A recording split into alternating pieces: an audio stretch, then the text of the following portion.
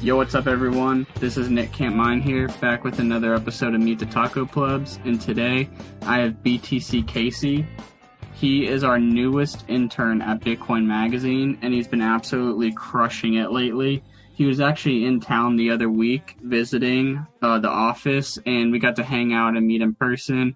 Super dope dude, really like him. He's also another Zoomer, so if you love Bitcoin Zoomers, definitely go give him a follow on Twitter. Kid's awesome, got a bright future. And yeah, Casey, what's up, man? Glad to have you on. Dude, thanks for having me. Super excited to be on Meet the Plebs, and just super excited to be on the Bitcoin Magazine team, man. It's been awesome ever since I started. You guys have all been super friendly, and going to meet in person was just awesome. It was really built like a team kind of feeling. So let's go. Yeah, I remember when you first were contributing to Bitcoin Magazine, and I clicked on your profile. I was like, oh, Casey, he's a Zoomer. Like and retweet. Like, I want to support this kid. And then eventually you were just putting out so many fire pieces that I know CK reached out to you for an internship and got the ball rolling. And I'm really glad you got on the team. But I'm wondering, what's your Bitcoin rabbit hole story, and how did you even find Bitcoin? yeah, so I guess we'll start at the beginning. I learned about Bitcoin way back when it was like young, and of course kind of ignored it just like everyone else did up until like 2017, 2018. And that's when like my friend, who I'm still really close with, he made a lot of money, I guess you could say, on it. And it got me interested, of course, seeing that kind of stuff. And after it died down and after the big crash or whatever of 2018, I kind of just forgot about it until the whole coronavirus pandemic. I had been like doing basically degen trading with like margin and like all that on Forex and just crazy stuff. And I started seeing like everyone was making way more money in Bitcoin. And, at the time I called it crypto, but it was really Bitcoin that was pumping. And so after getting into it just a little bit, it's kind of like a drug. You try it once and you want more. So the bull run, the most recent bull run that we've had, is basically what has launched me into Bitcoin. And starting to write about it was just sort of like a feature of being so into it and reading. I've done a lot of reading, like from Alan Farrington, Nick Carter, just all these fantastic Bitcoin writers. So that's basically what got me into the actual rabbit hole, kind of deeper understanding side of Bitcoin. And that's when I started doing my own writing. Nice. Were you a writer before Bitcoin? How'd you get into writing? No, that's the funny thing is I wasn't a writer per se. I had done a lot of writing for school. In school, I was a good writer, so I got good grades, I guess you would say. And so I was good at writing. I knew I had some potential as far as making like coherent sentences with what I wrote, but I hadn't really found anything that had sort of driven a passion within me to write. Before, it kind of felt like assignments or like some sort of like task to do writing. And it wasn't until I found something as compelling as Bitcoin that I actually just started to write for fun, or what you would say for pleasure, I guess. Yeah, I agree with that in my own personal life. When I was in school, I enjoyed writing, but I never felt like it would be something that I would be doing when I'm older. And now I'm writing Bitcoin articles. Like back in school, I always thought it was really nerdy or weird to write. And like, even though I enjoyed it, I didn't really have a reason to. And one thing, and I'm curious if this was the same for you, but when I would write for school, and it'd be some essay for like English or history or whatever, I would write up a piece and I'd look at it and I'd be like, yo, that shit's fire. Like, that's gonna get an A. And then I'd go into school the next day, I'd turn in the paper, I'd get it back like a day or two later, and it'd be like a C plus. And I'd get really annoyed. And I'd ask my teacher, why is my grade like that? And she'd be like, oh, well, your paper was actually pretty good, but you have all these little errors here and there, so I had to dock your grade down a bit. And it's like, that's something that always really annoyed me. Like I always knew I had to cut out those little small errors I was making, but it's like, Hmm. man, like I feel like that's it would just discourage me from wanting to write at all, you know? I can relate. I can definitely relate. That I would definitely thought that I was a good writer and I would turn something in and it was just not on topic or there was something wrong. So I think like the rigidity of like school writing and like the expectations of the teacher that you're writing for really like impact the way like younger people perceive writing because that's kind of their only exposure to it, right? Um, and so like the way that school directs people to write is a bit more like narrow than what writing really could be like for a lot of people, I think. And so it wasn't until I started doing things like writing about Bitcoin where I was literally just choosing the direction of the writing, you know, no rigid requirements or fixed requirements. And that was really like what unleashed my creativity as far as writing. So I totally agree. I think, yeah, I think writing like for school and stuff, it kind of puts you, or it puts your writing at least in a box. You know what I mean? Oh yeah, definitely. I was just about to say it definitely limits you. And like I feel like a lot of teachers try and force a specific way of writing on you that's, you know, their way of writing, but it's not necessarily your way of writing or maybe the best way of writing. Mm-hmm. Like one thing I've definitely found out that's super helpful in my writing is like when I first started writing articles on Medium, like they were pretty shit articles, you know. They probably weren't the best, but I would put them out on Twitter and just have everyone on Bitcoin Twitter give me constructive criticism back. That really helped, as well as like going to someone like, you know, Parker Lewis or Matt Odell and have them review it and edit it and give me their thoughts back on stuff. And like that's something like that one-on-one, you know, sit down and go over things like from someone who actually knows what they're like. I don't want to say who actually knows what they're doing, like because you know a teacher obviously knows what she's doing, but you Uh-huh. know what I mean. It's like they specify in this field specifically, and they've you know written a lot of really good stuff. If that makes sense. Yeah, no, I definitely know what you mean.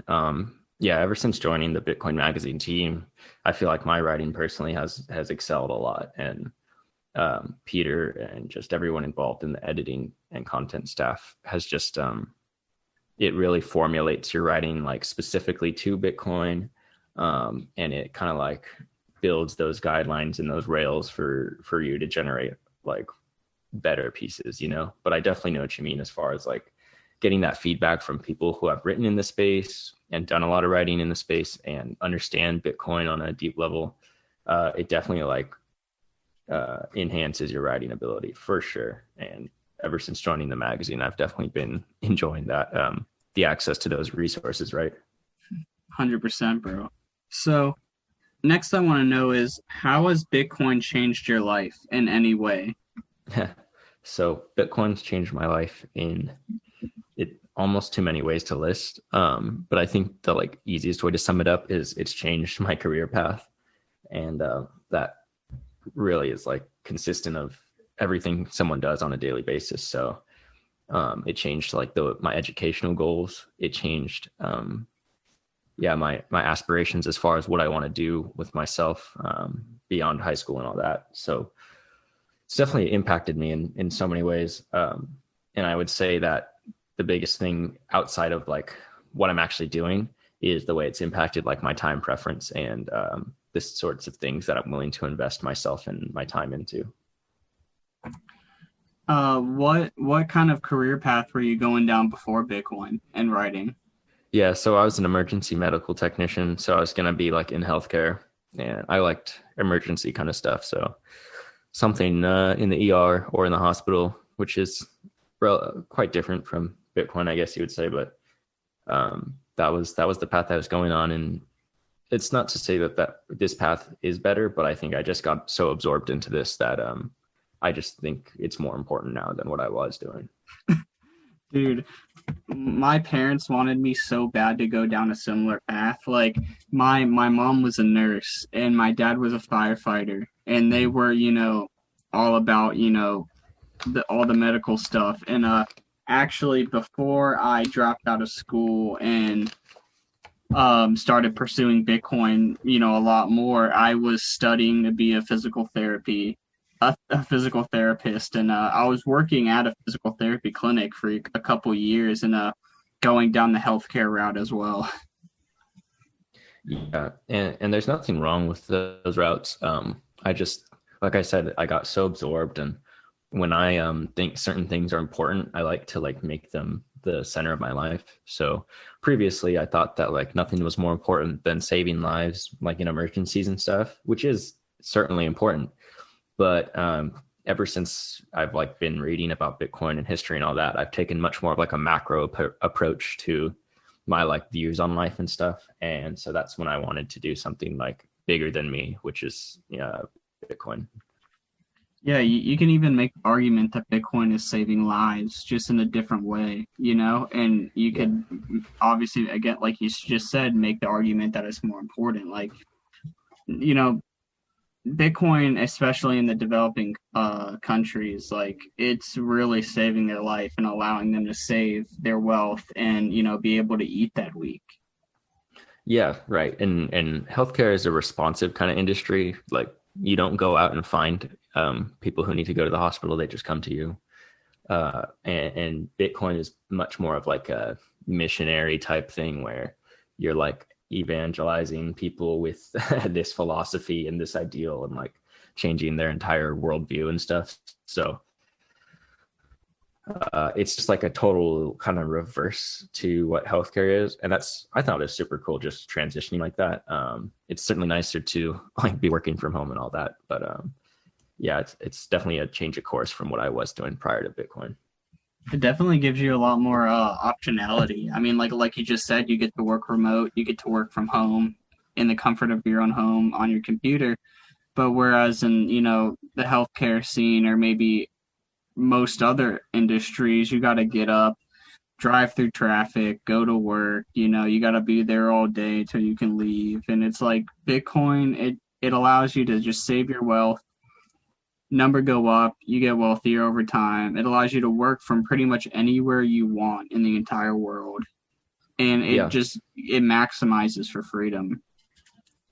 yeah, and I do think like if I had just stayed being an EMT and I had found Bitcoin either way, it would have enhanced my ability and desire to work as an EMT just because EMTs get paid like trash, they get paid like shit, and it's it Bitcoin makes you feel like you're not getting paid like shit. Basically, it makes you feel like your money is actually worth something. So if I had stayed as an EMT, I definitely think it would have made like that process and that career even better, even if I hadn't chosen to dive into Bitcoin like I did.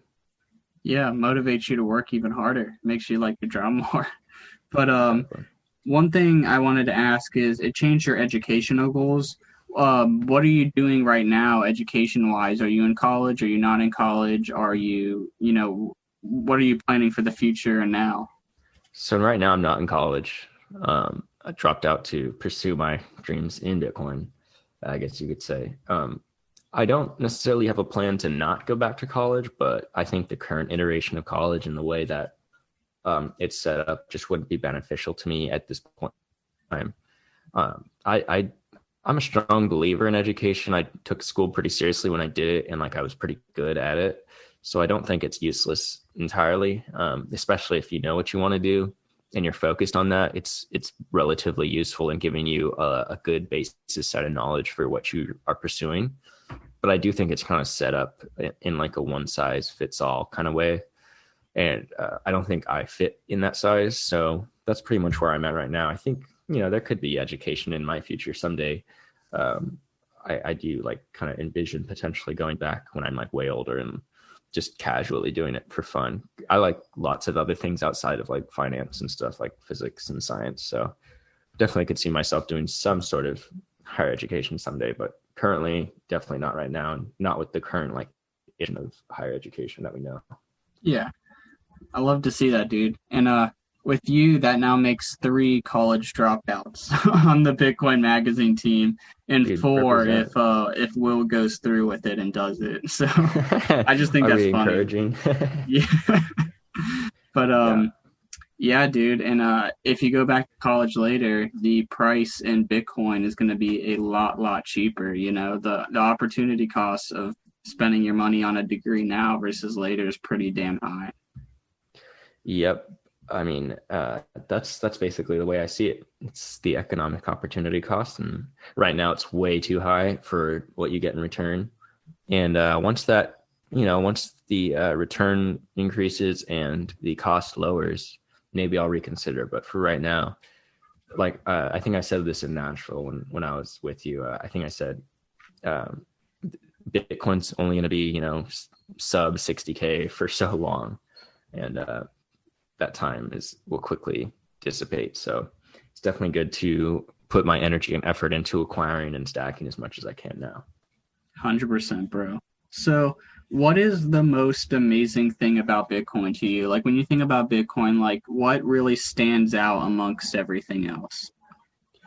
Um, I think I wrote this down, but I'm going to give an off the wall kind of answer. I think it's the leverage that it gives people and like the way it kind of changes their view on themselves, right? Like everyone up until they become orange pilled, I guess you would say, is working, as far as most people are, working for the rest of their lives essentially. And I think people who have accumulated a lot of Bitcoin and have become, thought leaders in the space, all this, I think it's just given them so much freedom and so much leverage in their life and the ability to like, you know, tell their workplace, like, I am the value, I am the asset, I'm the value. And Bitcoin really returns that power to the people rather than, people needing to rely on their 401k and things like that performing well. And, the government responding to crises well enough, all those external things that people were relying on is entirely dissipated, and you become, in control of your own financial destiny. And so I think that kind of leverage, and that is what really amazes me about Bitcoin, is that it just flips the tables on what everyone has told you your whole life, which is that you must be good at your job and you must keep your job giver happy, essentially, which is kind of, it's flipped. Once you have enough Bitcoin, you can become the asset that demands, return. Dude, I really like that, and that goes off what we were talking about earlier. And it's like, you know, when you were saying how you were gonna work as an EMT and how it would make your job a lot better and much sweeter if you were getting paid in Bitcoin and saving in Bitcoin. And I all I could think about is Mandrick from Twitter. He's an OG Bitcoiner, been around a long time, and he just does like normal job. Well, when he did work, he would just do normal jobs to stack sats. And like he even said, like, I would swab the deck to stack sats, I would clean toilets to stack sats, as long as I'm stacking sats and I'm saving in Bitcoin, it doesn't really matter what I do, because on a long enough time horizon, like, number go up and life is all good. So Right. it gives you so much more freedom, because nowadays, like, let's say like a McDonald's worker, they're gonna have a lot of trouble saving up money and getting out of maybe a tough situation that they're in. Or let's say someone's in a tough situation, doesn't make a lot of money. It's really hard for them to save up and improve their quality of life. But now with Bitcoin, it makes that whole process a lot easier and gives them a lot more options and freedom to go out, chase whatever they want, buy whatever they want, do whatever they want. And yeah, I totally agree. Bitcoin returns power to the people. Like, if you're a worker and you're getting paid in Bitcoin, you're saving in Bitcoin, you have the financial well-being to leave your job if you're not being treated right or paid right or whatever. You can leave, and they will have to start treating you better and start treating you more of like an asset. Right. I guess like the one way to like just sum it up is like it enhances your potential, because you're lowering your own time preference. Um, Everything becomes a possibility if you're lowering your time preference, as Bitcoin directs you to. So yeah, I think just the ability to kind of take control of your own life, I think that's the most amazing thing about it. I love that, dude. I do you think a lot of people today in like the current financial system, like, they don't have a solid grip on their life. Or I mean, like Oh, obviously that goes for it's different answer for different people, but as a whole, from what you've seen, like people on a fiat standard compared to what we know about on a Bitcoin standard. no, the from what I've seen anecdotally, it seems like everyone is facing this humongous, monstrous task of achieving financial success slash independence in the current world, right? And it seems to me like most people have this sort of downtrodden view, like they won't be able to do it. And honestly, quite honestly, like they're right. If we were just stuck in a fiat world, we'd probably all suffer. So yeah, without seeing the light of the orange pill, it's pretty easy, I think, to kind of have like this view that there are insurmountable mountains in front of you, and like how are you ever going to outpace inflation, especially like in regards to housing. I think growing up in California, just watching everyone either buy their house super early or not have a house, it's definitely like if without Bitcoin, people do feel like they have no chance. So it's definitely a change in that regard. It's definitely made me feel like I have a chance in capturing the American dream, I guess you would say. It's awesome to hear, dude. I totally 110% agree. So, what what are you most looking forward to in the Bitcoin space moving forward? Yeah, so let's chill here a little bit. Conference Bitcoin conference 2021, Miami, June 3rd and 4th. Everyone better be there. And that's probably the biggest thing this summer that I'm looking forward to. Obviously, the internship with the magazine has been huge, and I'm hoping it'll continue. I think we're planning on it continuing all throughout the summer, which would indicate that I might be heading back into the office this summer potentially. So just lots of cool stuff going on. You know, price going up, that would be that would be a nice addition to the future of Bitcoin. And I really do expect it to continue with some bullish action in this year. And yeah, basically, I'm excited about life, right? Because Bitcoin has enabled my current lifestyle and my current life. So just being excited about life is really being excited about Bitcoin at this rate. I totally agree. And one thing I wanted to touch on is like I know we were talking about this when you were in the office, and I think it's really cool, and I'd like you to bring it up. But like, let's say in the future, after you're done working at Bitcoin Magazine, like when you're older, like let's say 9 years from now, 9, 10 years from now, you're 30 years old, doing, you're obviously wealthy from number go up. What are you doing with your life? Are you still writing? Are you doing other stuff like you said, science and physics, or what's your game plan? Yeah, so the dream is to be writing on my own and obviously be just living off of the stack and number go up, being taking care of the vast majority of my problems. Given all those conditionals and given the ideal situation as far as like political stuff, yeah, I would like to basically just chill. I'm an outdoors guy, so um, I just find a lot of my inspiration as far as writing and stuff outside. So if I could just spend most of my days outdoors and then, spending the night times and the evenings writing about it and finding an audience that actually wants to consume my content, that would be the dream. And uh, someday potentially getting into like physics and stuff like that would be cool, and combining science with Bitcoin, because there are so many coincidences with like the natural world and the way that Bitcoin is configured. So yeah, just looking as far as like the future, I think writing is pretty much the dominant thing I see myself doing.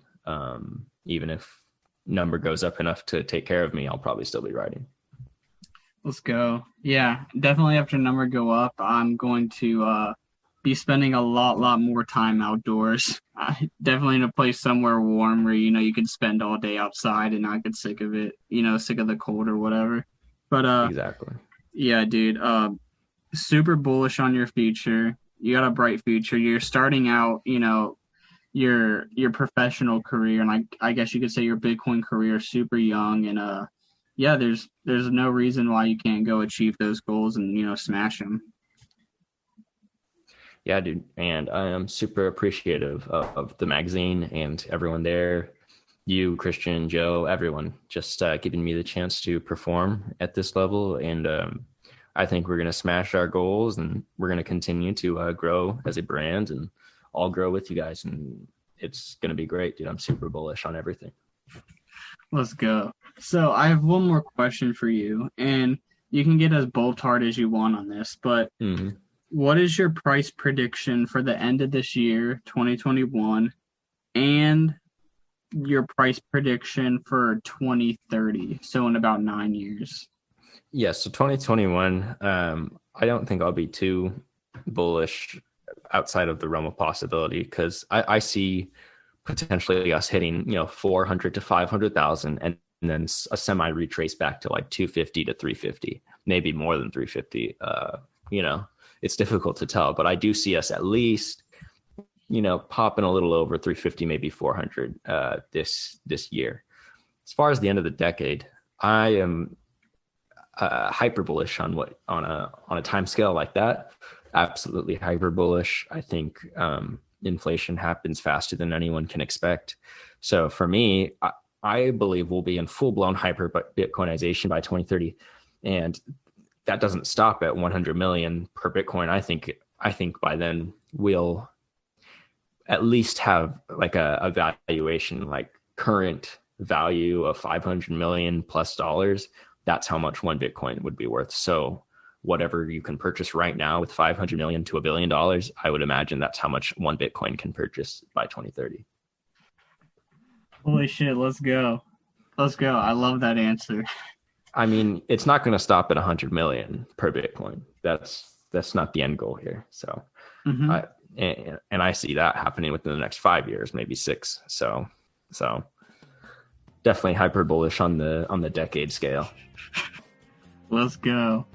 Okay, so we've made it to the end of the interview. Before we sign off, is there any last words of wisdom you want to leave with the viewers, or any shout outs or shills you want to do? Gonna shill my own little Satoshi Chats podcast. Other than that, I probably have absolutely nothing to say that anyone hasn't heard yet. So I just want to thank anyone who actually listened to this, and definitely go check out Bitcoin Magazine and Bitcoin Conference 2021, and check out your boy Nick.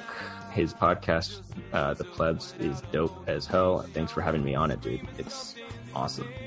Let's go. All right, so if you made it to the end of this podcast, go follow Casey on Twitter. The link to his Twitter will be down in the description below. He's an awesome kid, super bright future. He's a Zoomer, so I know y'all love Zoomers, so definitely go give him a follow. So, yeah, without further ado, I'll see you guys next week with a brand new guest. Peace.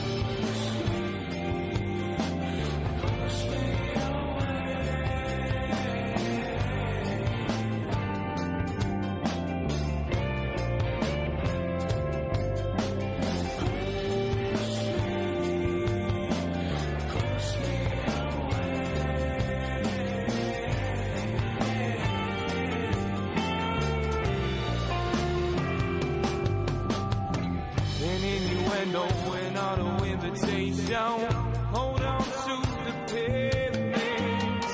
Hate me, love me, for grateful recognition. Her demands like a fish.